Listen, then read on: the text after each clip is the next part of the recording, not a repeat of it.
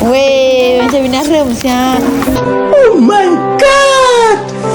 Wow! Kita motor Y5 C1. Ada so kita rapin dia punya rak. Weh, dia dapat ni. Dapat air pun. So kita supaya dia tak begal, bagi dia lebih seberapa pusingan yang kita nak. Weh, macam bina rem siap. Tak. Weh.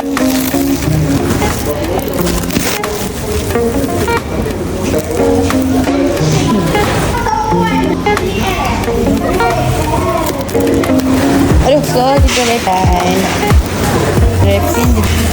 gerak. Rapin je.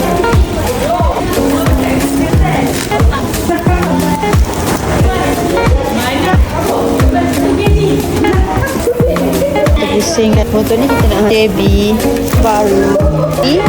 Lepas tu kita kepala pula. Ni punya kepala pula.